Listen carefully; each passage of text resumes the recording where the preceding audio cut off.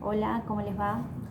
Hoy va a ser un video un poco más flexible, por decirlo de algún modo. No me voy a ajustar tanto al texto, sino a poder dialogar con ustedes, aunque es bastante difícil pensarlo en términos de diálogo, pero sí comentarle algunas cosas en relación al trabajo con la psicosis, que es básicamente el tema que trabaja el capítulo 9 de Puliche. No me voy a centrar tanto en el texto, sino en la posibilidad de que pueda comentarle algunas cuestiones en relación a la experiencia que tengo en el trabajo con la psicosis, pero sin antes decirles que, bueno, que la psicosis como estructura subjetiva tiene que ver con un tipo de respuesta que da el sujeto cuando se confronta a la castración, ¿sí? Tenemos tres tipos de respuestas estructurales del sujeto en cuanto a la castración.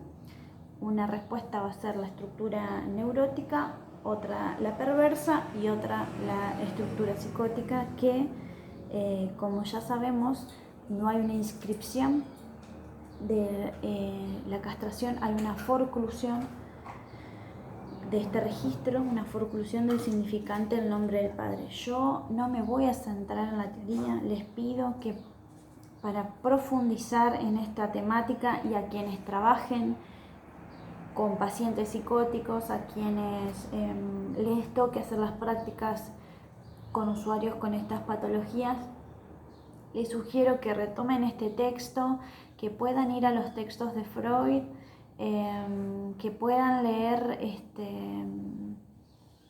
también el texto de Apolón y los textos de Freud. Yo ya se los mencioné la semana pasada: neurosis y psicosis, pérdida de la realidad, el análisis que hace Freud acerca del caso Schreber, introducción al narcisismo. Bueno, para profundizar en mucho, digo, pero nunca está de más poder leer estos textos y llegar a entender un poco más acerca del trabajo con la psicosis. Me parece muy importante destacar que en la psicosis el lazo social está prácticamente destruido, está muy resquebrajado, y todo esto es producto de la enfermedad en sí, de las diferentes crisis que ha tenido esa persona, por las que ha atravesado, y sobre todo las mayores o menores posibilidades subjetivas o herramientas subjetivas que tengan cada uno de los usuarios ante determinada situación, como es una crisis, como ya les decía anteriormente. Pensar el acompañamiento terapéutico en el caso, en una intervención con la psicosis, tenemos que ubicar como en primer lugar dos momentos. El AT es convocado. Vamos a hablar en términos de una indicación de tratamiento, ¿no? Es decir, esto viene dado por o es pedido o demandado por parte de un equipo tratante. Nosotros tenemos que ubicar en qué momento subjetivo se encuentra ese sujeto. ¿Estamos hablando de una estabilización en cuanto a la psicosis o estamos hablando en una desestabilización o en un momento de crisis? No es lo mismo nuestra intervención en la estabilización, que mayormente está ligada a un dispositivo como, por ejemplo, alternativo a una internación, como es un dispositivo como un hospital de día, o a un momento de crisis donde el usuario está internado, por ejemplo, y nuestro trabajo tendrá que ver allí con restablecer algo de ese lazo social y pensar una externación lo más a corto plazo posible, ¿verdad? Esto es muy importante porque es lo que nos va a indicar o nos va a permitir ser de brújula para pensar nuestras intervenciones, ¿sí?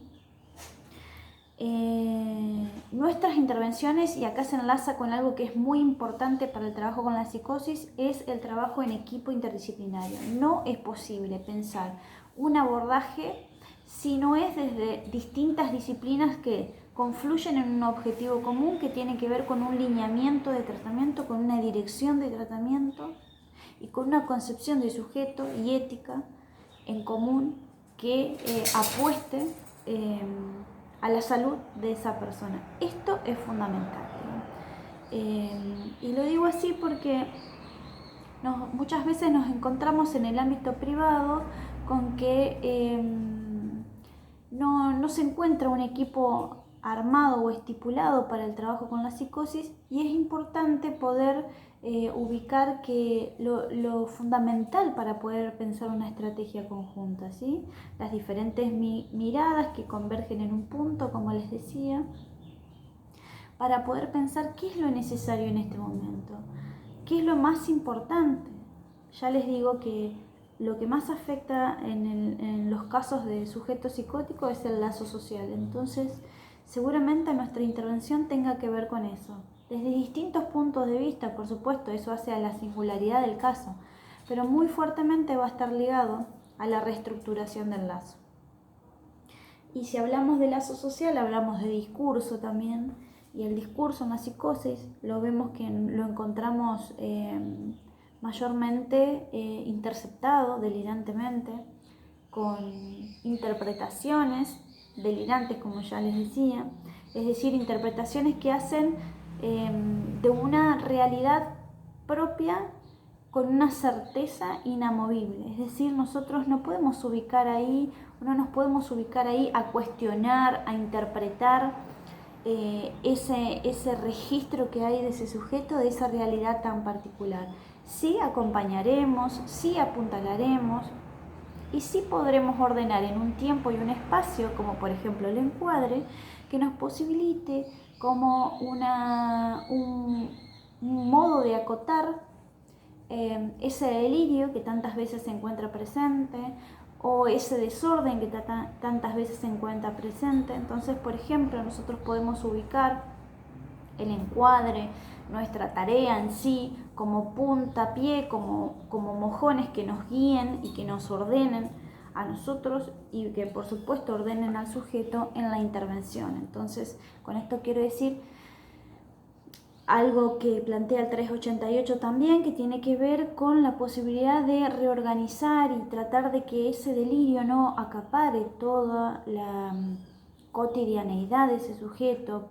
Podemos decir que pueda tener tiempos y espacios, ejes que se encuentran ausentes en la psicosis, tiempos y espacios para delirar en pos de cierta organización, y que ese delirio no acapare toda la vida que tiene este acompañado, ¿no?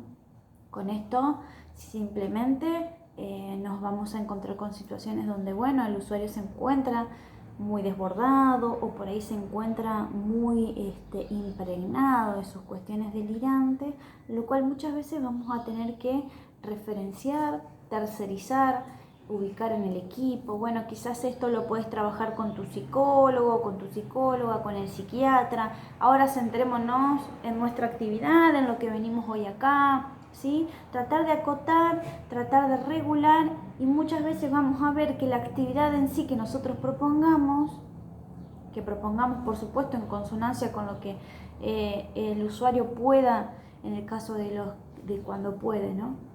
Explicitar, vamos a encontrarnos que la actividad en sí ya es un eje ordenador muy importante para el caso con estos pacientes. Poder ver qué trabajo se puede hacer con el delirio.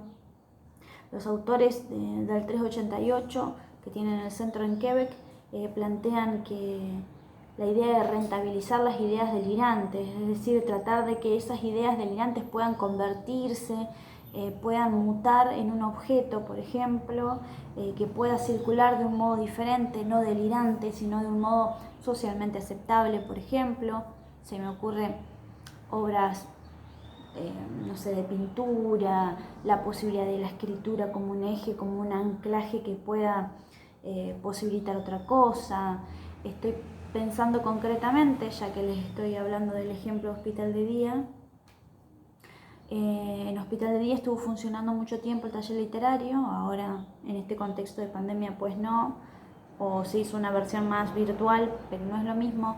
Y como una de las usuarias que siempre participaba, pero de manera pasiva, con esto quiero decir que participaba, solamente leía en voz baja, no escribía, no opinaba acerca de los textos que allí se trabajaban, hasta que un día se propuso la idea de una participación en un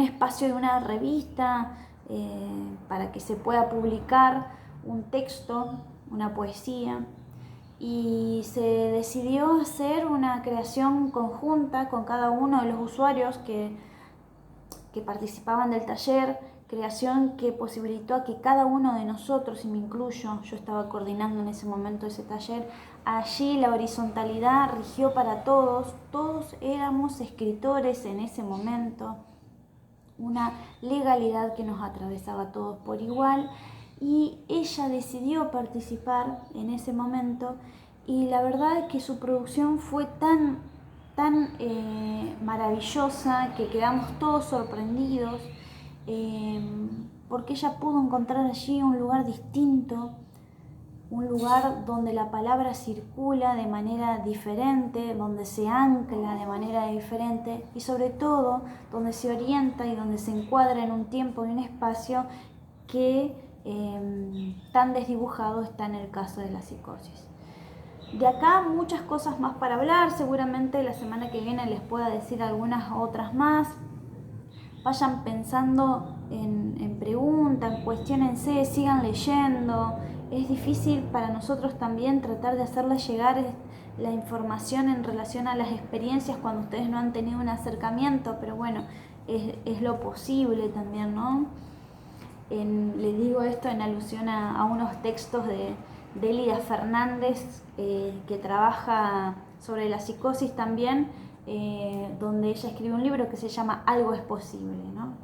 Sin duda es algo es posible, y lo fundamental y lo principal en el trabajo con la psicosis es el eje de poder trabajar en equipo, ¿sí? El acompañante terapéutico, el psicólogo, el psiquiatra, la trabajadora social, los recursos que el sujeto necesite para esa ocasión. Bueno, espero que les haya sido más o menos claro. Me alegra encontrarme con ustedes una vez más y estamos en comunicación. Hasta la semana próxima.